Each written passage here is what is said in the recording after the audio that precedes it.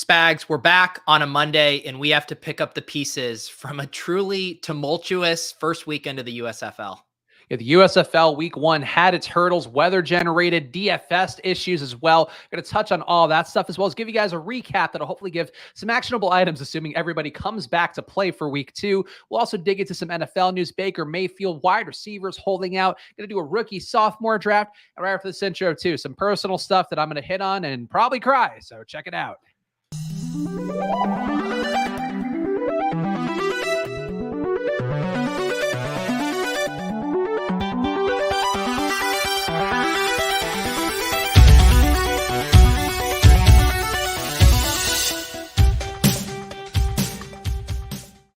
Hello, everyone, and welcome to another edition of Splash Play, the fantasy football podcast for every game under the sun. And once again, I'm Chris Spags, joined by your friend and mine, Pete Overzet. Pete, how are you doing? How did you make out with this USFL kerfluffle of a weekend, I'll say?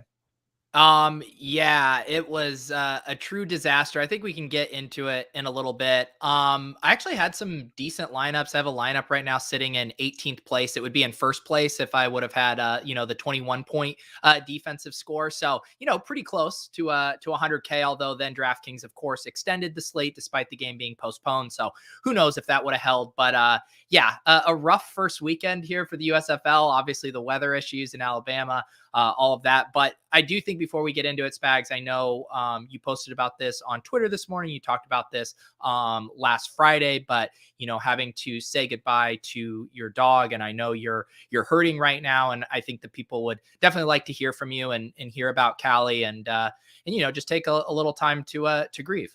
Yeah, so it's one of those things where, on this show, I think Pete and I, to our credit, we don't try to hide stuff a lot on the show, whether it be, like actual, oh God, already fucking the voice trembles. But it's one of those things where we are people. Like, I think at the end of the day, it's important to me in my content career. And I think the same for Pete is to, whether Pete's in the Discord, whether it be us in the show, to just keep it real with you guys when stuff is hard, when things just, maybe aren't what could be the best outcome. And I think I try to keep a positive view on things. And this weekend, as I mentioned on Friday's show, did have to put my dog Cali down over the weekend.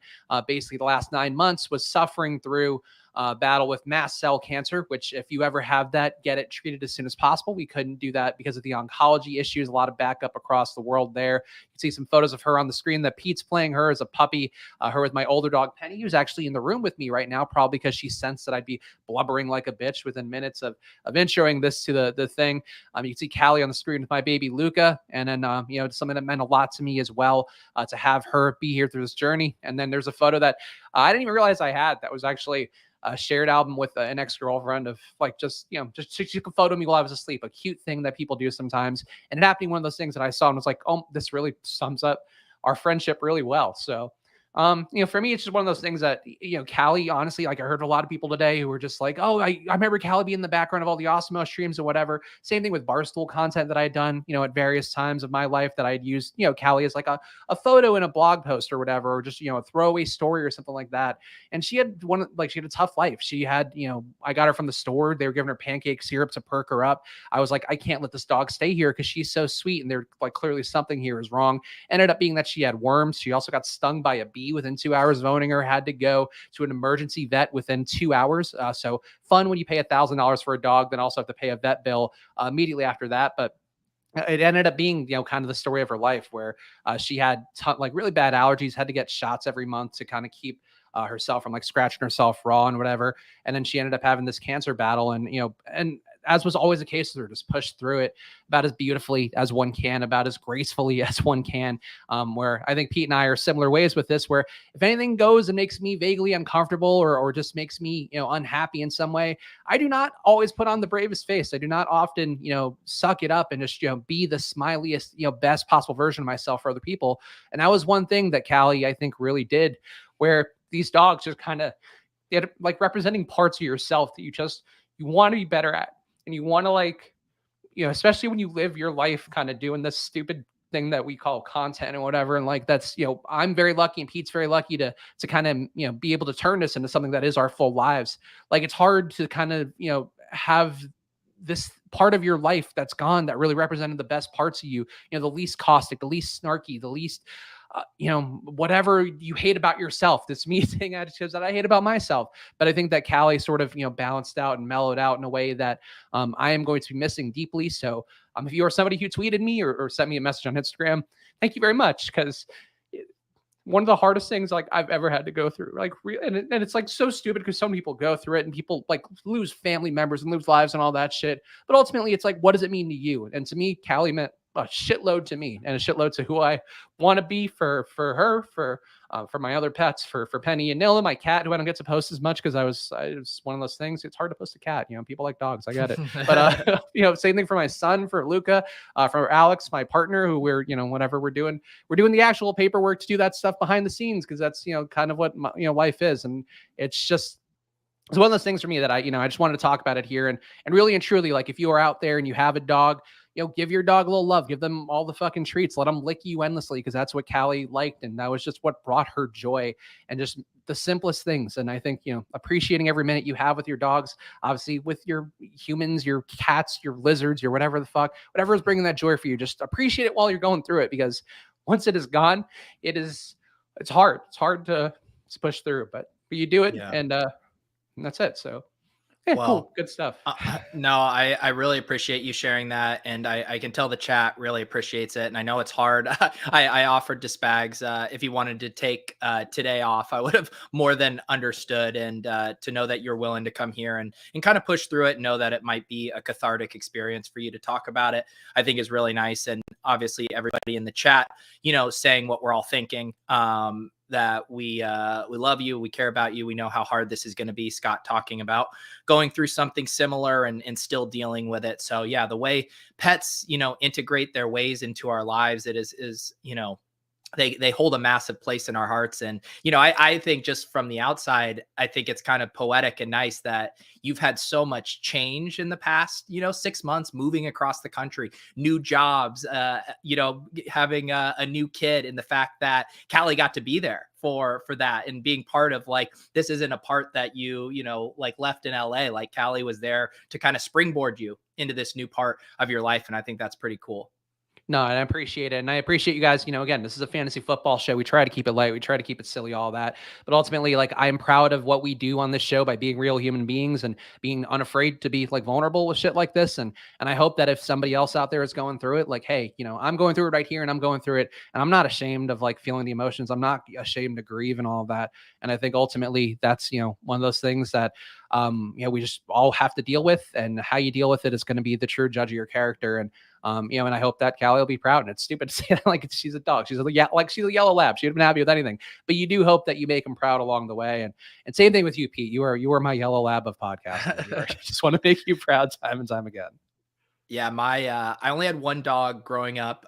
His name was Duke, and he was part yellow lab, part Shar-Pei. And he ended up passing away probably like 2012. I had already moved out to Boston, so I wasn't around for the last legs of his life. But man, I remember that feeling too, of when my parents called me, and it's just a gut punch. You just think of how you think through the way you interact with dogs, and it's like every memory of, like, every day of your life can revolve around them in some way. You can just remember coming home and them greeting you, or just sometimes those tender moments, like you on the couch there resting, and how they just become part of the fabric of your life. And it's really hard when that is kind of removed in ways that seem unfair. Yeah, and I would say for anybody else out there too, if you don't have a dog and you have the room in your life, obviously having the time and all of that, just take the leap and do it. There's always a lot of reasons to not do something. Obviously, again, be smart about your budget, be smart about all those things that we, try to advocate for responsibility here. But, like, I can tell you, this is like one of the purest loves I've ever had for anything in my life. And, I'm richer for the experience, and I would certainly, adopt a dog if you can, or if you're in a shitty puppy store that's giving the dog pancake syrup, buy the dog, I guess, at cost. A minus EV move theoretically, but a plus EV move for my life. But I think that's the one thing I would say is, just have room in your heart for these animals, and I think you'll be surprised when you get back. But let's move it on, Pete. And what better way to move it on, of course, than ask for likes? That's what this all distills down to at the end. Our entire content careers, it's all for the likes. So please hit the like button and subscribe to the channel, whether you like this segment or not. Pete and I, again, as I mentioned here, I think I'm very proud of this show being more than a fantasy football show. And I know Pete is too, or I hope so. I'm going to say it. And I know Pete is as well, just as proud of what we do for this stuff. But we're going to keep doing it, and we keep, as these things come along in life, we're going to be there, and we're going to keep doing football because it's what we love, Pete. We're all about the game of ball, as any show with a 10-minute dog intro will do. Trust me, I think I would much prefer to talk about what a great dog Cali was than to talk about what a disaster this DraftKings USFL slate was for anyone who had to deal with that over Easter weekend. But I did see one of your tweets. It seemed like you were getting some joy from watching the football. You seemed, pleasantly surprised that it wasn't as awful as maybe some people anticipated. Yeah, I mean, I'll send you also, I think one thing that brought me joy after our show on Friday, where we had the great Justin Freeman, who was down boots on the ground for Run the Sims, well, for himself, really, but also covering things for Run the Sims, posted a tweet here. We had a controversy on Friday where Justin had met Breakers mascot Dave the Wave, who we dubbed the New Orleans Breakers, the team of Splash Play. And then Justin met this mascot face-to-face, a man who could have been called Splash. And Pete shook his hand right there on our clip, one of our most viewed Instagram clips, which I know Pete was overjoyed with, but just insane that that's what happened. And here's the follow-up. Blob, the Philadelphia Stars mascot, and Dave the Wave going head-to-head, and Blob fucking owning his ass, because that's what Dave the Wave deserves. Yeah, any game tape breakdown you got of Blob on that? Yeah, it was interesting to see all of these storylines, pull up there to have Dave and the Blob clash just in the same way that they had clashed here on the mascot review. By the way, there was one comment did you see the comment from the guy from the show on Friday that was super mad that we took 40 minutes to get to actual DFS information? No, I did not, but if you could pull it up, I'd love to. I would love to pull this comment up because it was so good. It also said the reason that it was bad that we took so long is because we have to try to grow the game. I got to read this comment because it did bring me a lot of joy here from Primetime. All right, 40 minutes in, and we are finally talking football. Where'd it go? And we're finally talking football. Garbage, guys. Let's go. Got to be better. If we are going to grow the game, guys, have to feel like they can get an edge watching the first 40 minutes of this show. I feel dumber. And then that was all I could muster up as a reply. How could he feel dumber given that we expertly and with tremendous graphics from our marketing team, our guy Ross over at Edge Sports, doing a great job putting it together? How could that have possibly led anybody astray, Pete? Because I think if anything, the mascot rankings played out to be even more important than we could have possibly thought. It's also just like, maybe we did something right with our SEO, because that's clearly your first time watching the show if you think we take a while to get to the meat of the programming. I mean, we're going to do an underdog draft today. It's probably not going to start for another 25 minutes. Yeah, I mean, it honestly it does make you feel good to see that, because I presume that guy was searching USFL, said that we are making people dumber. Look, I think ultimately, I think we had some actionable advice here, and really the most actionable advice. Like right now, I'm in the black for the weekend, and I guess everybody will make their money back on DraftKings. We could talk more about that right now, but I do think like we made good lineups, and we told people some of the core things, some of the teams to avoid, some of the guys to bubble up. TJ Logan, we were very big on this show for all of us, I believe. So I think we had actionable stuff, Pete. And if anything, I think we might win money. I didn't change a single thing. I could tell you those ownership projections leaked as part of DraftKings. They accidentally put it out not only on Saturday for the 4-game slate, also again Sunday after acknowledging that they put out the ownership projections for the 4-game slate. Hilarious move by them. But I didn't change a single thing, Pete. And I do think I will finish profitable this weekend. Yeah, I didn't end up changing anything either. I was already pretty overweight. A lot of kind of the lower owned guys and had made some stands. I mean, my thesis was Establish the Run was driving a lot of the ownership. They were actually one of the only sites that I really saw had ownership published. So I was already skewing way away from some of those guys. Like I had a huge fade on those Pittsburgh running backs. And so, yeah, I didn't go tweak things either. I think if I was really being the most plus EV USFL DFS grinder that I could be, there was some stuff I could have probably tweaked. But again, it was already a free roll. And knowing how much of a shit show this was, like, imagine if we had gone in there and tweaked all this stuff, then that game got postponed, and then he said, now it's not part of the slate. Like, I was like, I am not investing any more time in this specific slate. Yeah, I think that's a fair way to look at it. And I felt I made good enough lineups that I'm kind of riding them out. The one guy I will say, and we're going to go game by game and talk about it, Jordan Sewell, Pete. I don't know how you ended up with him based on your numbers, but boy, that was the big disappointment of the weekend for me. I have some lineups that have the Breakers defense, have I think Stevie Scott and TJ Logan, and would be looking really good if it weren't for Jordan Sewell having, I think, under 2 fantasy points is where he finished. Yeah, and that was kind of what we were talking about a lot with Justin, that we were going to head into these games. A lot of these teams had very uncertain depth charts at wide receiver. The market, whether because of DraftKings pricing, whether because of the draft capital, whether because of their previous history, like became overconfident that some of these guys were going to be more of the alpha in the offense than others. And so even though you still wanted to focus on correlation with your stacks, like if you do the double stack without Sewell, you're in much better shape than otherwise. So yeah, it's going to be hilarious to look at the projections for this coming week compared to this week and just see how much of it has changed. Yeah, I think certainly some ownership was left in the gutters. I know Sean Poindexter, another one. Yeah, Poindexter had 0 points. He was one that was out there. I think like half the time overall. I didn't see the final snap count numbers, but was watching some of that game in the background. Sewell that was out there for a lot of that fucking game, and he just was not getting the ball thrown his way. And when he did get it thrown his way, there was one deep ball where it like ricocheted off his chest, and after like not hitting the DB somehow. I thought Brian Scott and Pete, I want to go game by game here. What a flex showing your 1,400 in winnings potentially.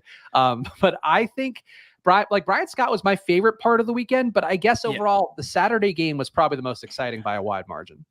Yeah. I'm gonna level with you guys right now. And despite being a USFL thought leader, despite pouring many hours into a video, despite pouring many hours into making DFS lineups, I did not watch a second of USFL action this weekend. So Not even Saturday was lively. Like they had a crowd. Sunday was a bad idea because people were doing Easter things. Hopefully not everybody just putting their dog down at once. They couldn't make it to the arena, but the arena was dead empty completely. Saturday was like lively and they were into it. yeah, I mean that was also. I mean, it wasn't the best scheduling on their part, clearly, right? First of all, they were playing in an outdoor stadium. They hadn't thought through spring weather concerns. And then on top of it, it's Easter Sunday. The ratings did well on Saturday, topped up or peaked at, I think, 3.5 million live viewers, which is a pretty good number, all things considered. But I mean, just trying to put a triple header and then have it staggered because of weather delays on Easter, that's just not a recipe for high viewership. I thought it was a well-produced show. I thought the cuts to Mike Pereira, where he's the head of officiating, but also still doing his booth job. So there was one call, I think, during the Stars game where one of the guys caught the ball and like landed and his elbow hit, but his like knee went out in pretty fast fashion. So the live refs couldn't tell immediately. Like he's like, yeah, I think we're going to overturn this call right now. His elbow hit, and it is like more action oriented. Paul in the chat saying the drones were ridiculous, but also kind of fun.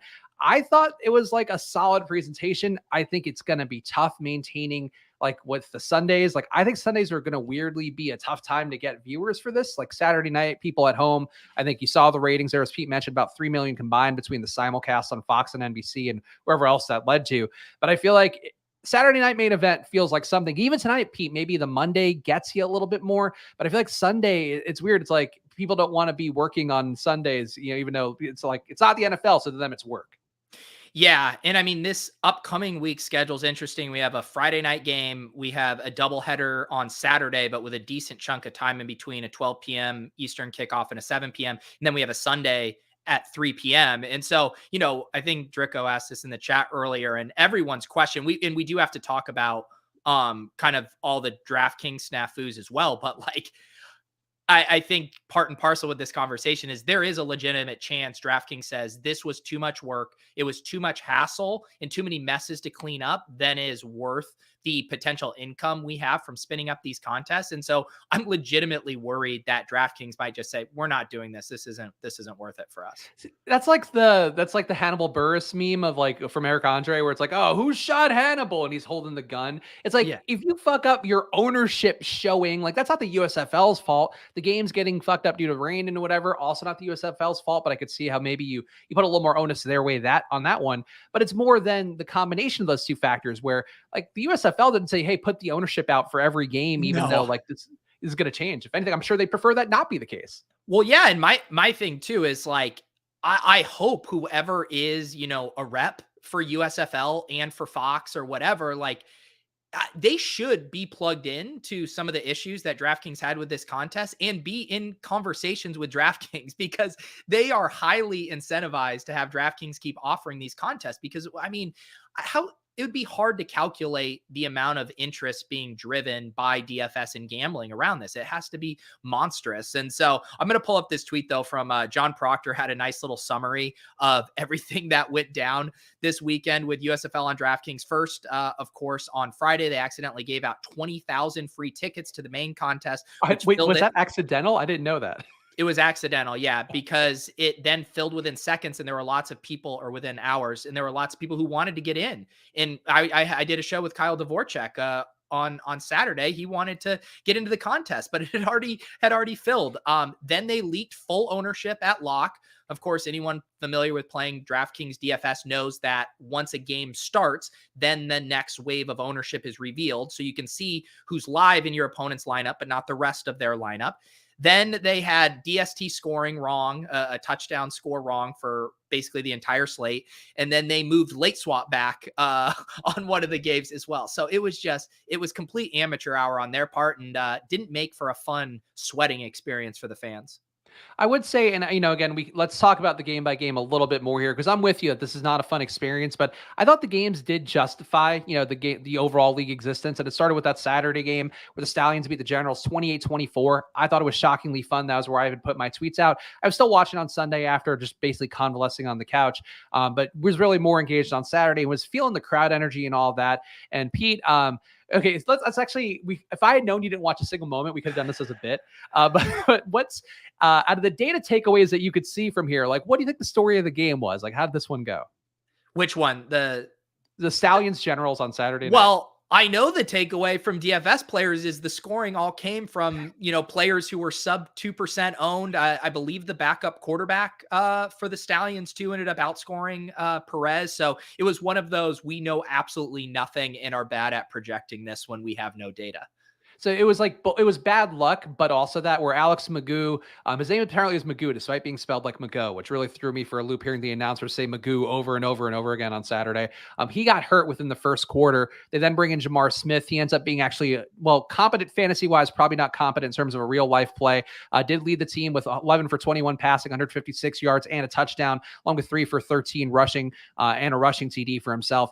But then also on the other side of the game, you had the timeshare, which was something that I think I'd asked about with Justin Freeman on Friday. And he was like, yeah, I think that, Johnson's going to get some backup kind of work, the Trey Lance kind of work from last year, maybe some Taysom Hill work. He ended up being a full timeshare, but was a timeshare in a way that Luis Perez was throwing still more than enough. Luis Perez threw for 143 yards, 2 touchdowns, apparently had a 175.6 QBR in his 13 for 18 passing. So basically the end, some of it, Pete, was like, it was actually a very fun game on Saturday. Like there was one crazy long one-handed catch by Osiris Missile. Randy Satterfield was the guy who nobody had at receiver. But you look at him and you're like, oh, you look like a monster. Like the way that he looked on the field. Also got hurt on one of his touchdown grabs, but kept playing through it. He had 5 catches for 100 yards and a touchdown. Like it was legitimately fun competition where 2 receivers over 20 fantasy points, which I feel like normally, Pete, is a tell that you had like a fun kind of exciting game.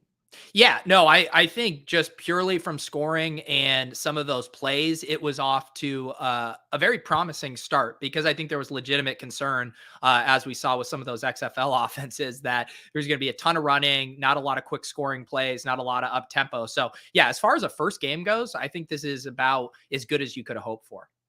Then on the Sunday games, the Gamblers Panthers one was the one that I thought was the worst. Was really not going on time because of the weather delay. So that definitely impedes some momentum when already on Easter Sunday, people are doing enough other things. I'm sure that didn't probably not the most enticed to stick around, but it was another timeshare for the Panthers where you had Shea Patterson and Paxton Lynch splitting reps. Patterson ended up playing a lot more of the game, had an okay day, 192 passing yards, 1 touchdown.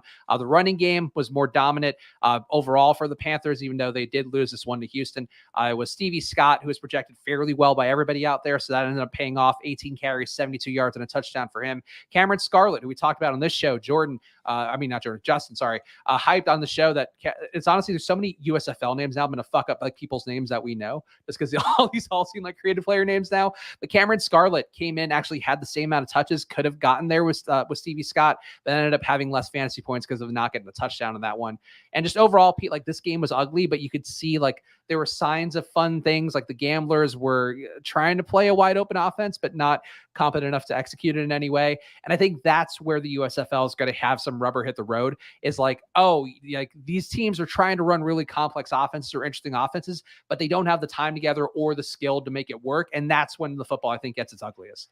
Right. And the coaches, I'm sure they all come into this experience with pretty thick playbooks, all these grand ideas and things they'd like to execute, then realize they don't have the personnel or the time to actually do it. And then the playbook, shrinks essentially. And then they're just running the same 4 plays over and over. I did want to pull this up. Did you see this about the Davion Smith Pizzagate clip? I did, which it's funny because like he was one of those mystery cuts by Pittsburgh, and I saw it on social media without his name even listed, and was like, oh, it's Davion Smith. And here's the clip if Pete can get the audio to go. John Peters, personnel director. What's up, man? Good morning, man. Well, he crossed the line. So we had to deal with it. This is very difficult for me as a head coach, my first time. But we have a business. Okay, this is business, and you're a businessman. We all are, because that's the nature of the beast right now. But when I first talked to you guys on March 22nd, I had a handbook. I covered some items that were very important to me. Line 46 addresses that. Any disrespect of football or members, staff, USFL, hotel, etc., would not be tolerated. And it's been brought to my attention that has occurred with you. So unfortunately, hear me out. Unfortunately, cost of doing business, I'm gonna have to let you go. Okay? I didn't think I did anything or said anything disrespectful. I can tell you what happened exactly. It's not important. Right. It's not important. I don't know. It's already happened. Right. It's already happened. I didn't say anything disrespectful. He said, is that going to be a problem? I said, yes. That's it. And I walked away. I mean, I didn't think that was disrespectful. Me saying yes, I don't eat chicken salad. And I was like, is there another option? Walked in with pizza. And I was like, can I get a slice of pizza? He said, no. I was like, he said, is that going to be a problem? I said, yes. That's all I said. I didn't say no cuss word, nothing. That's all I said. I promise you, no disrespectful on my dad's life. I promise you I didn't say nothing disrespectful besides yes. And I appreciate you sharing that. But the matters, it's done. It's done. I mean, God. I mean, this is like what's supposed to be one of the running backs we're most excited about in the league. Everyone was going to have him as one of the top plays. What a clown show. This actually makes me so bearish on the USFL if Davion Smith got cut. I mean, they do not have the luxury of cutting guys because they didn't eat the chicken salad. They're already at a lack of talent. You can't be sending guys like Davion Smith away for this. Talk about turning chicken salad to chicken shit, Pete. That's what happened with that one. Frankie's ain't telling the Pasta House will sponsor on his next team. There, I look, Pasta House racking up sponsorships left and right. But Davion Smith, I agree that this is insane. He was a guy that was a workhorse in the XFL. I think this is one of those things where we've talked a lot about the Drive to Survive show, how the USFL is trying to maybe manufacture some drama or at least, present some reality TV product with this one. Like, would it shock you if the guy who's like one of the big names, but also eminently disposable in Davion Smith, they set him up to fail here by offering him a chicken salad when the man just wanted a pizza? Yeah, I mean, that was in the way. I mean, Eric says that's the best SNL skit I've seen in years. It literally has the pacing of an SNL skit where you thought he like murdered someone, and then we're building to what he did, and it was like, oh yeah, I just didn't want chicken salad. I mean, the punchline builds perfectly. Also, we have breaking news, Spags. Contests for week 2 of the USFL have begun to be posted in the lobby. It looks like we're going to have a $12. This is just for Friday. So it's TBD if they're going to do a full classic slate, but it does look like we have a $25K up top showdown slate for Friday, which I'll take it. Yeah, I think that's not an unreasonable approach. And, it would be nice if they had like a nice big prize pool and everything this weekend is sort of a make good, whether it be getting some money from the networks to support them. I think wouldn't be the craziest thing in the world either. But, good to see the support still coming. And I think ultimately it behooves them to push through this. And maybe like the fact that they gave me every dollar back that I would potentially lose, Pete, I feel like that's always a solve that I'm like, all right, fine, fuck, let's try again. Like, just don't put the ownership out right now. Like, I think that's the main thing I would ask at them. Yeah, and sorry, I was confused. It said Friday sweat in this contest, even though it does say all 4 games. So maybe this is for the class. If that's true, then that's disappointing that we have gone from 100K up top to 25K.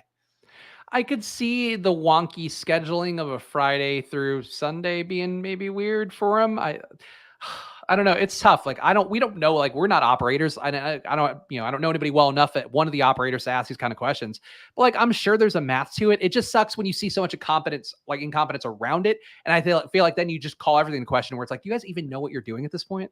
Yeah, I know. It's not ideal. It's not ideal. And, to me, I feel like if DraftKings is continuing on with this product, which they clearly are, then like they have to at least give us a chance to fill the big contest. They clearly wanted to do that the first time, and then they messed it up by releasing all the tickets. I mean, it seems like way too big of an overreaction to go from 100K to 25K, and we don't even actually have true data on how well this would fill. I mean, at least give us a 50K and let us see if we can fill it, and then you continue to scale it down as needed. But this is a bummer. Well, all right. So there we go. So there's something to I guess on Friday we're still gonna cover it though, right? We're still gonna do our best. As long as DraftKings is offering contests, I'm down. I'm more excited for week 2 because we'll at least have. I saw actually Freeman just had a tweet. He was already working on market share numbers for the teams, and so I'm just excited to have much better data heading around, and we'll be able to actually play DFS a little less blindfolded. Yeah, and I think, some interesting notes too. We're real fast, just burn through some of the Panthers lines. Lance Noir was somebody that did pop up for me with Justin Freeman's projections that I talked about. I was just going to use his on a different optimizer. So I didn't use the run to sim one, but I did export and throw it in there just to get my exposures the way that I can control a little more easily with my limited knowledge base. But Lance Noir was somebody that Justin had that ended up paying off pretty well. 6 catches, 71 yards on a TD. And then we also had the late game, which was, I thought, pretty decently exciting with the Stars and the Breakers. Kyle Sloter looked solid. That did hurt his wrist in part of the game. So maybe something to keep an eye on this week. Brian Scott, as I talked about earlier, looked like a decent enough player here. Ends up at 200 yards, 1 touchdown, 1 pick, but certainly had a lot of opportunity. We did have 1 long play broken by Darnell Holland, but still not a lot of touches on the day. It basically was in a timeshare along with Matt Colburn. And then a receiver. I did think that Chris Rowland was one of the best receivers I saw. Kind of, again, it's USFL graded on a scale. Had an Amon-Ra St. Brown vibe. Pete did old Chris Rowland. And that's fair, right? Like Amon-Ra St. Brown's not that good that you can't compare him to a USFL guy. No, I mean, yeah, he's not, a super explosive or, physical presence out there. So I'll allow it. It's a very nice dig on Amon-Ra. And overall, the Stars, I think, were disappointing just because they really spread the ball around pretty heavily. And it wouldn't surprise me if Rowland wasn't quite as good last week because he was kind of a smaller check down guy. Good in getting into some gaps, but really not overwhelmingly talented by any stretch. And then also worth pointing out in the Breakers, TJ Logan was a star by far, but also the best receiver on the Breakers, Pete. Do you know who he is offhand by any chance? The best receiver on the Breakers? Was it the running back? Was it TJ Logan?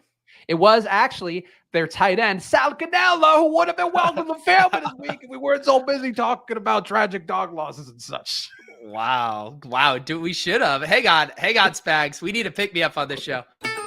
Welcome to the family, CD. Chepale, what balls on this guy, huh, Mato? Shit, he's gonna take an eternal dirt nap any one of these days. Get out of here with this shit. Lauren the Ferrari, back in my garage. Welcome to family. I'm gonna welcome you to the family. Get in here.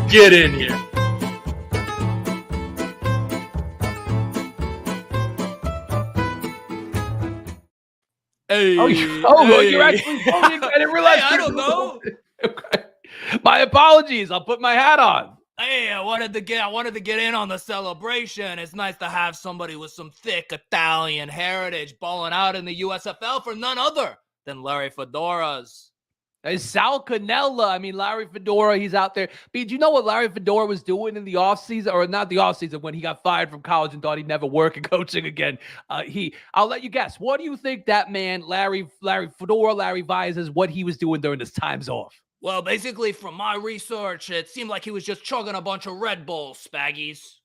He was chugging Red Bulls, but working on a farm in Waco, Texas, that presumably he got at a decent discount because of the tragedy around David Koresh, I could only presume. But either way, Larry Fedora was out there, Pete, working the farm. They had some shirtless pics of him doing some hoeing, which is a thing you do on a farm. But he was crediting it for his happiness, Pete, his longevity as a coach, and also his fantastic, phenomenal obliques.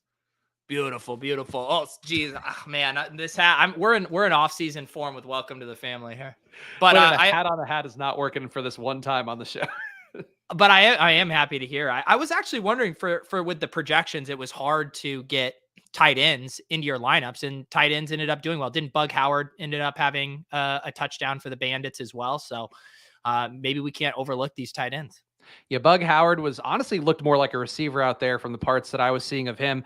Did only end up with 3 catches for 14 yards, but did have a touchdown. Had 4 targets on the day, but again, pretty target agnostic game overall for the Stars. And it seems that might be the case because Brian Scott, they loved calling him Brian Scott because he's referred to on his Wikipedia page, the Aaron Rodgers of Division III. And boy, any chance they had to call him the Aaron Rodgers of Division III with like no irony either. They were like, Brian Scott, basically the Aaron Rodgers of Division III, even though he's got like Mark Hoppus emo bangs. It's quite the ordeal. I mean, it's such a sad nickname if you're Brian Scott. I mean, it sounds so good until you say the Division III part. Yeah, I would agree. All right, Pete, I think we've covered most of the bases here. Let's real fast NFL news. Baker Mayfield. I saw this in the Fantasy Life newsletter, saw it last week floating around, but not as perfectly encapsulated as it was in the Fantasy Life newsletter. So make sure you are subscribed to Pete's work over there. Baker Mayfield feels disrespected by the Browns because of the Deshaun Watson situation. Says a move to Seattle seems likely. How likely do you think that is? Because you never really hear a player saying, oh, Seattle seems pretty likely, while hearing nothing on the team level. I know. I thought that was so funny too, just because it's like, normally these players are so ambiguous with it. He's like, oh, I'm talking with a few teams, he's just like, no, I think it's going to be Seattle. That seems funny, but it does make sense. I mean, Seattle is one of probably a handful of teams that could really, really use a quarterback. And I kind of feel like Baker Mayfield would fit in well with Pete Carroll. I mean, you don't want Baker Mayfield throwing the ball 50 times a game anyways. Try to get the running game going, which he's already is well versed at handing off the ball in Cleveland. So I feel like it makes sense for them. And I don't know if Seattle's not high on any of the quarterbacks in this draft class, and they're not really in the pockets where they might be able to get the guys they want. I say go for it. FF Doom in the chat also pointing out Robbie Anderson did in fact rip him on Instagram for reasons unclear, to saying that he didn't want him as the Panthers QB. And it's a tough spot for Baker Mayfield. And Pete, okay, so you put yourself, fellow Pete Carroll, another Pete that I adore from his run at USC when I was in college there. How, if you really had to choose between Drew Lock and Baker Mayfield, are you like heavily favoring Baker Mayfield in that equation? Yeah, I'm taking Baker Mayfield. Drew Lock he's more fun in that he's going to do more dumb stuff. But if I'm actually trying to win football games, and it's just hard to detach knowing how Pete Carroll wants to play football. And I just think Baker Mayfield is a much, much better fit for what he wants to do than Drew Lock. I mean, Pete Carroll is going to want to strangle Drew Lock by the end of the first quarter of their first game. I think that's reasonable. I think maybe Pete Carroll currently is intrigued by the idea of running the ball even more with the quarterback. And if it's Drew Lock, you can just run him out there and have him run some read options and let him actually take hits and see what you get out of it.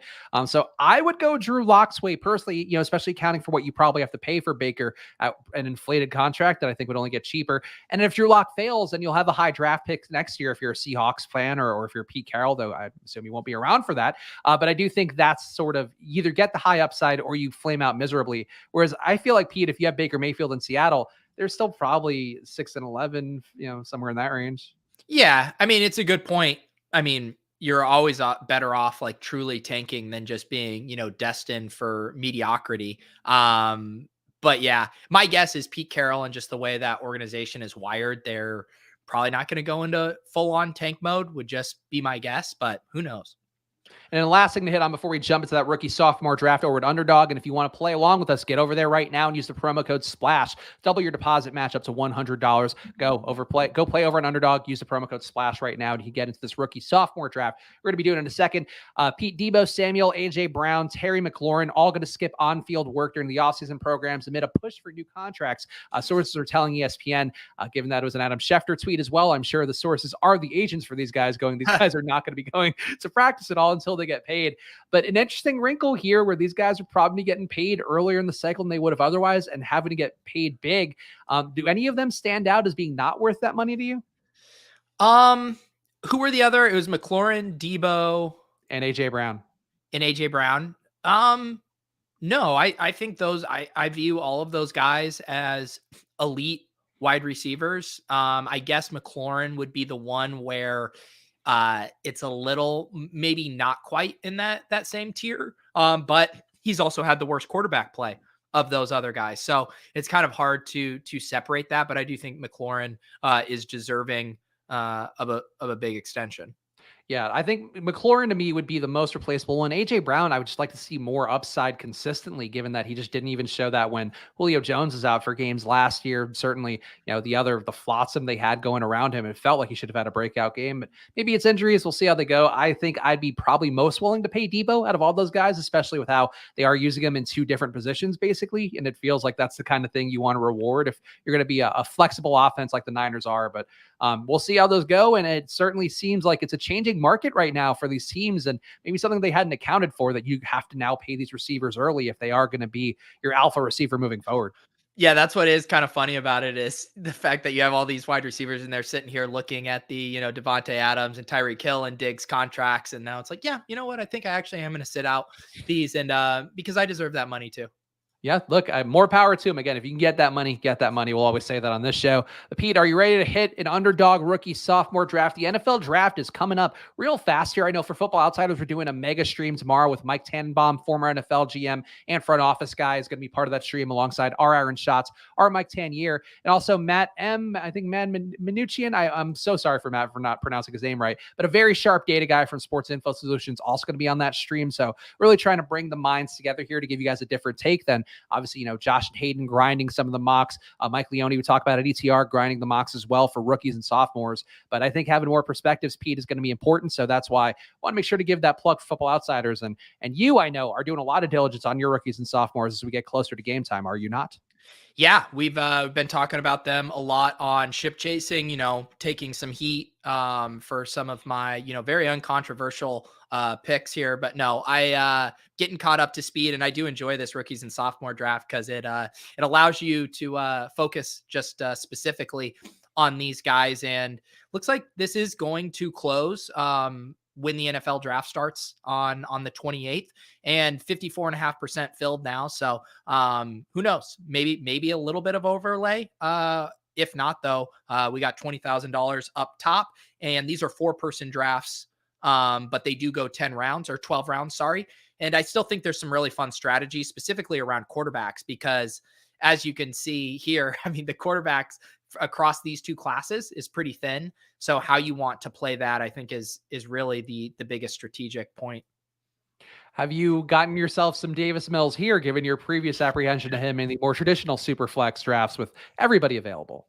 I have. Yeah, I've definitely gotten some here, and he hangs around a decent bit. I'm curious to see how this goes, because I don't think I've done this in the last few weeks when we've had a more fleshed out board. I mean, do we go Trey Lance? We never get Trey Lance in anything. I know Trey Lance normally goes really early in these, like 101 or 102. So I'm happy to take Trey Lance, although I guess his ADP's fallen. Maybe with all the Jimmy Garoppolo news recently, people have gotten less confident. So yeah, I'm happy to do Trey Lance. And then, I mean, I'm Waddle or Pitts, I think otherwise. Yeah, I think Waddle feels like a decent play against the inevitability of Tyreek Hill, or what it seems like. So maybe something goes bad, Waddle ends up bubbling up a little bit more and is being underdrafted as a result. But it still feels gross even in this kind of draft. Yeah. Yeah, I don't mind it. Maybe if there was specifically tight end as a different onesie position. I think Kyle Pitts would maybe end up becoming the 101 just because of how big of a dominant advantage that would give you. But when you lump him in with the wide receivers, I do think I prefer Waddle straight up. Also, is this one entirely a chat draft right now? I'm seeing Willis in there, KZ in there. A4Yama, I'm not familiar with if they're in the chat. I've not seen that name before. Yeah, Furiyama I'm not familiar with, although maybe I should be. Reveal yourself. You're generally in the chat, lurking, waiting. Probably waiting to yell at you if you do something to upset him. That seems to be the way these drafts go. Exactly. Yeah, and then just looking at our starting requirements for this. So 1 QB, 1 running back, 2 wide receiver, 1 flex. So definitely puts a little bit of an emphasis on the pass catchers here because you can start up to 3 of those where you can only start up to 2 running backs. And then I think because we took Lance 1 overall, we can kind of kick our QB2 down the road a little bit. So I would be looking at probably Elijah Moore or Devonta Smith, and then starting to think about a running back. I'm okay with Elijah Moore here. I do have some fear the Jets are going to bring somebody else in who's going to be a more traditional alpha receiver based on all the signs they've sent this offseason. But it seemed like you were not into Amon-Ra St. Brown. So Got him. I smoked the lurker right out. Alan, I've never even seen you comment in the chat. Welcome. Hey, honestly, that makes me happy. I think that Alan's just here. Welcome aboard, Alan. I hope you don't fuck us over on any of our picks. Next thing that I know, you can hear this. I think we should take Eli because we already have a bet on the Niners with Lance, and I never take him in the super flex drafts because he's too expensive, but this seems all right. Okay. I was actually curious how you were going to feel about Elijah, given that it does feel like they would pull a little bit away from Trey Lance and Mitchell Wood at least. But I think you've always been a big believer in him, and I guess that could overcome any sort of any contrarian or any sort of drag on each other they might have. Well, I mean, my like Eli Mitchell as as my crutch phrase here in a vacuum, I think he's really exciting. I mean, he's a young player that proved himself in year 1 on a organization that wants to run the ball a ton. And so that looks good. However, people are drafting him as if basically there's zero doubt in their mind that he's going to get, 15 plus touches a game. And I just think between the draft and how finicky we've seen Shanahan with running backs, that I'm generally wanting to take the cheaper of that backfield in drafts. And so I feel like his ADP is a little rich right now, but in the context of just a rookie sophomore draft, in the context of grabbing Trey Lance, I think he makes sense. And one of only a few guys have actually shown that they can be a bell cow back, whether it holds in the Niners offense. I don't know. I don't know that I have the confidence overall. But I do think that, in terms of just pure production, what we've seen in terms of ceiling, like there aren't a lot of guys who can get you 200 yards on the ground in this entire draft, Pete. And I feel like that's definitely the case for probably, I guess there actually, no, there's 3. Never mind. Bad take. So I would say, I think we should definitely grab Kenneth Walker as well. Yeah. And then I'm kind of open to, I still think we don't have to take Davis Mills here. I'd probably say, what of your favorite receiver that you see on the board? I mean, Kadarius Toney still being there, I like a lot. Yeah, I would say Toney or Burks for me. I would be happy with either of those. Yeah, I would go. Yeah, I'd go Toney's way. I just think there's a chance that he's the one that bubbles up in this new offense with Brian Daboll, and I'm willing to take that shot just because I'm not a Kenny Golladay believer. And Toney at least showed us like he could be a monster if he's actually fed the ball. Yeah.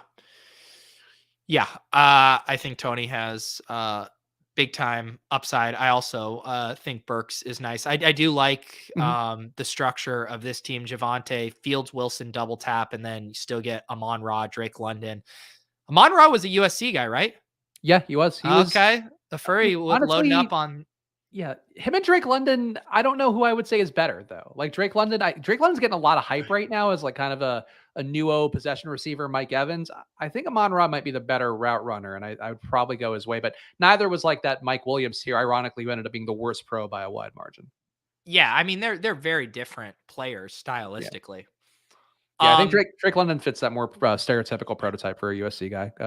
I think we should take Malik Willis here. I mean, unless you want to wait for Ritter. I'm just trying to think of what other like high upside quarterback could we pair with Lance. I'm okay taking Willis. I think similar archetypes, similar spikiness potentially. Yeah. All right, so we'll take Willis, and then I think I'm still into these wide receivers. I would say, yeah, bait Bateman, Moore. Pickens, Sky Moore. I mean,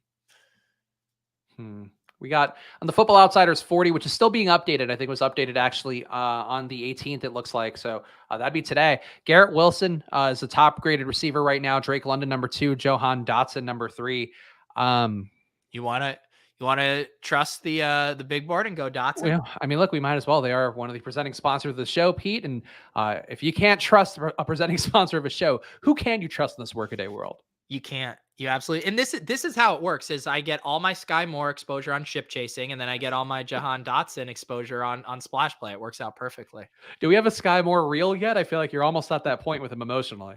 Buddy, we're way ahead of you. Yes, we've played the Sky Moore reel twice now.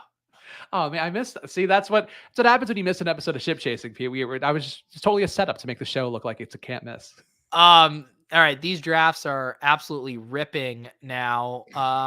Let's see here. I think we're done at quarterback. Who do you like? I do like Josh Palmer. Yeah, I like Josh Palmer as well. We'll take him. And then, running back is starting to get a little thin. Let's see. I like Gainwell. I know we've taken him a lot in the other in these super flex drafts over on Underdog. Herbert is basically just like another version of Gainwell, at least in my mind. We still have Tyler Beatty very high, but we don't need him now. I would go Gainwell personally, but up to you. Sure, we can go Gainwell. Thank you. Yeah, Tyler Beatty was Sean Siegel just wrote up a big article about him over on RotoViz, and it's funny you mention him because he kind of profiles similar to Kenny Gainwell and has, he was saying probably has not a direct or a clear path to becoming like the lead back of a committee, but he probably has really good odds to having a pass catching role pretty quick out of the gate, just based on his profile, depending on where he lands. So, I'm definitely opening my eyes to. Yeah, we took Beatty very early on in the shows, and I kind of backed off it because it seemed like the market consensus wasn't there. And it's weird then, that's just draft season as people have more time to watch tape and then to start to really evaluate their boards and all of that. But it is weird because I remember we talked about Beatty, I think on our first rookie sophomore draft, where I was like, oh yeah, Mike Tanier thought he looked like super explosive when he saw him at the Senior Bowl. And now he's starting to get there, and he's actually ahead of in FO's rankings, ahead of Brian Robinson, ahead of Abram Smith, ahead of Rashad White,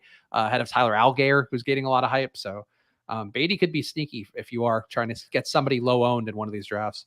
Yeah, I was just going to say that's one of the best cases for someone like him too, is just knowing that he's not going to be drafted in the majority of these. I think we can finish out with, I think we have to do Beatty after talking about him so much. Yeah, let's do it. And then maybe one more wide receiver here. Give us a 2-4-6 build. I would say any of these rookies, Pierce or Tolbert, probably. Let's see. Tolbert. I'm pulling up the FO40 here, and this is what I like to do during drafts. Your mileage may vary. Yeah, Tolbert, I wouldn't mind. He's ranked number 23 overall on the FO40 board, 6'3", 190. Those seem like decent numbers to go towards. All right. So we have wrapped up our draft here, checking in on some of these other teams. Willis, lots of star power there up at the top. Got Chase, Breece Hall, and Pitts. Very nice. Michael Carter, Garrett Wilson. Oops. Got rugged on that. This is going to take a second to pull up the full draft board. But how do you feel about this squad, though? I like what we did here. I do. Willis certainly, I think, gravitates towards the stars, and there's never going to be anything wrong with that. I did think Alan Furuyama did a good job, though, working the room. So our lurker here, sometimes those who have the most to say the least, and that could be the case for Alan Furuyama here, because that team, I think, as he was going, I was like, damn, he's kind of working the room a little bit here. I had to do naming this team after our last running back pick. Is that the only way I know how to do it? Yeah, we call ourselves Beatty's Baddies on this show, I believe. Yeah. Well, I always think of the gif from Peep Show where he says, "Are we the baddies?" Are you familiar with that show? I am familiar with that one. Yes. Yeah. Let me see. Can I pull up the full draft? Okay, here we go. Yeah, Willis was stacked here, and he did get Sky Moore. That's why I couldn't play the clip. Willis is because you sniped him from us. And Willis went kind of late round QB there with Mills, Pickett, and Ritter, which I definitely think is the way to do it. If you're able to get, Chase, Breece Hall, and Pitts, Casey got both Najee and Etienne got the stack there with Trevor Lawrence and Mac Jones with Ramondre Stevenson. So the double quarterback running back stacks there, then loading up on a lot of wide receivers. And then our lurker there with very structural running back, 2 quarterbacks, then 5 wide receivers before going back to the rookie running back well. Yeah, I guess that's the one thing you'd say about Alan Furiyama's draft. There's not a lot of jazz to it. Definitely more of a classic in out kind of draft for Alan Furiyama. But I like what he did there. Like I felt like he got good picks and getting the QBs early. And I guess Pete, you love to sauce these teams. Who had the best draft, and why is it us? I mean, of course I'm biased. I like our draft. Otherwise, I think I like Willis, partly because, I mean, just think about it this way. Even looking at standard ADP, I mean, I do think Jamar Chase is such a cheat code in this contest because he has a way of separating from the other wide receivers in just such a big way. Like Jamar Chase could finish as the wide receiver 1 this year. I don't think that would surprise a single person. And you're looking at guys like Jalen Waddle and Elijah Moore, who, Devonta Smith, I'm excited about those guys, but, their most realistic outcome is, maybe they're a top 15 wide receiver. So if Chase separates that much from them, it's going to be really hard to win this without Chase. And so it's very hard not to like the Chase teams the most. Yeah, and I think, KZ too, the 2 running backs that he got were certainly ones that I think are going to be game flow independent. Definitely could see a lot of spots where these guys are from behind, getting a lot of check down passes. Lord knows with that Pittsburgh team, they need somebody who can catch something and keep it easy. So look, it's hard to have a bad team in these drafts. So go play over in the rookie sophomore drafts over on Underdog. As Pete mentioned, they're going to be gone coming NFL draft time. So you're not going to be losing an edge to anybody. Have no fear about that. But go play and use the promo code SPLASH for up to a $100 deposit match. And make sure you're following at Splash Play Pod. We are, of course, putting out whenever we're doing shows on there, trying to get some more clips in the ecosystem, hopefully some more things to come. So follow that. And of course, subscribe to the Pete's channel, subscribe to the Splash Play channel, hit the like button on anything you come across from Splash Play, because we are going to be doing more of that. It's not just empty words here. It's going to happen at some point, I promise. Pete, anything for you here you want to say before we call it quits? Well, people wanted to know if we were going to build a quick lineup for tonight. Oh. Did you want to do that? Oh yeah, we can. We certainly can. Was that, or did we say we were going to do that? I can't remember. I might be. I think somebody asked, and then we just kind of thought we should. That's how that went. Why don't we do it here? It looks like we do have a showdown special tonight with 10K to first. So let's pull this up here. I might have to do what I always do when I make lineups and pull up the Sims, because otherwise I don't know if I'm going to have many takes here. Do you have a spot where you'd like to start us? So I think it's interesting. Tamu is going to be the most owned captain, I would guess here. And this is not me looking at the Sims, though certainly I am informed by a lot of the projections out there, including on Justin's site or on the Sims. I think Tamu is going to be the captain. So I would go to one of his receivers in the hopes that he somehow has learned to pass this time away, and go to Derek Willis would be my thought at captain. Yeah, the only thought on that, and this is why I wanted to check, but I do know on the main slate, Derek Willis was projecting to be one of the highest owned wide receivers. So I don't know if that would follow over into this or not, but that would be my only concern by him. I am just going to run the Sims real quickly just to see what is popping up here. And I can actually pull this up real quick just so everybody can see what I'm seeing here. And for the record, I do love Mondre London. He is still my pick. That's why we're not doing updated ride or die picks, because for me, it is still Mondre London's going to win somebody a lot of money tonight, whether it be in that main slate or one of the other satellite ones that have popped up since. But Mondre London, a captain that I wouldn't be opposed to taking, because I think there's a lot of game scripts where he can get there. Yeah. He was another guy that, at least in the Sims, for the classic slate, looked a little overowned. So, wow. Yeah, Jordan Ta'amu running away with his captain rate up here at 27%. This is like similar to when Lamar Jackson and the Ravens were on a showdown slate. And Lamar, man, my throat, I'm struggling today. You're probably all the emotion from me up in there. Yeah. There's your guy, Mondre London, though, second. So actually, Derek Willis doesn't look like he's going to be quite as, I guess this doesn't have ownership, so I don't know. But I'm completely fine with Willis if he's not going to be, mega chalky, because everyone's playing Ta'amu. Yeah, I think just taking Willis gives you a shot to maybe say that Ta'amu's learned to be more in the pocket. In the XFL, his main value is rushing over and over again. So I think if you take Willis as captain, you're, placing a bet that has a logic to it. We talk about the cliche thing of telling a story with your lineups. I think the story that Jordan Ta'amu learned to throw in his time away, also was a backup for Patrick Mahomes for a period, or at least on that practice squad, and was, certainly involved with the Chiefs organization. I think there's a bet there. So Willie's there, and then, I would assume you'll play Ta'amu, but who do you want to take next? Yeah, we'll put in Tiamu here. I do think if we're playing Willies, we should play him. And yeah, who do you have up next? So Rashard Davis was very good in the XFL, if I'm remembering correctly, and Jeff Thomas is the higher price guy. So I presume people will go that way if they have the choice at receiver. But I think that, I don't know. I guess going with 2 Tampa Bay receivers might be a little greedy for Ta'amu and what we've seen in the past. Yeah, maybe. I mean, the way I would like that, I think ideally I would play this is just with a 5-1 onslaught, and just hoping that we nail which team is the best. And I feel pretty confident that the Bandits are the better team, although me saying I feel confident without knowing anything, but they did come in as the betting favorites. I think Tiamu is one of the better quarterbacks in the league. So I guess I'm just saying I wouldn't mind just onslaughting the team we think is going to win. The line did move a point, by the way, from our Friday show. It was 4.5 on Fridays, 5.5 today over on Fox Bet, which is the official betting partner. So I feel like they must have theoretically better or more the most accurate news items leading to the odds. So I could support that. So let's go Emmons then at running back. Yeah. I mean, if Tampa Bay is going to roll, I think he's going to be a part of it. And I'll go ahead and I'll toss in the Bandits defense as well. Okay. And I will take for the one, I think we should take Madre London. I just think he's going to get check downs. I think he's going to get into space. I think he scores. I think it's very possible he scores a long touchdown tonight. So Madre London would be my pick over the other traditional pass catchers. Okay. That works. And then I would like to find one more Bandit to toss in here. So let's see, maybe Derek Dillon. So people will take Dillon if they have this construct, though, right? So maybe we need to dig deeper down the depth chart. Lasley.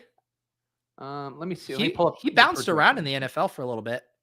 I don't hate that conceptually. I'm pulling up actually the Run the Sims and the Osmo projections together on one sheet that I talked about doing on Friday's show.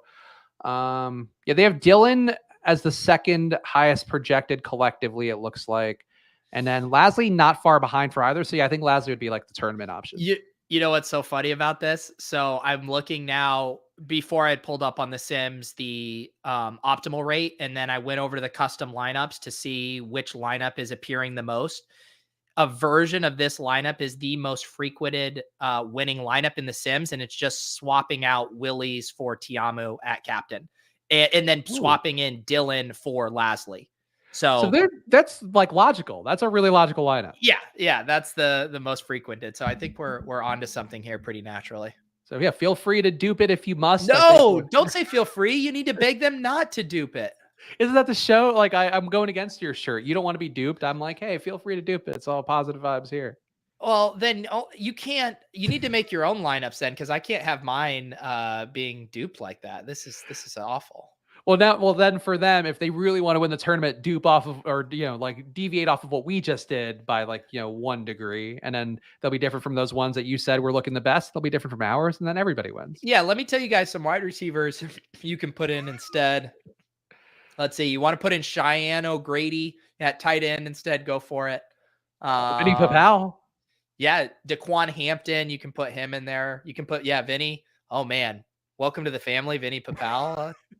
Well, Alex was watching one of the USFL things last night, and I guess he's a handsome guy with nice eyebrows, and she was like, "Oh, you really?" I actually made some stupid eyebrow joke, which we didn't need given the vibe overall. But Vince Papal's son, famous, I think, Eagles guy. I think he's the invincible guy. So the son, I guess, also good looking, and then has some Philly goodwill, but did not end up a Philadelphia star, which feels like shooting fish in a barrel.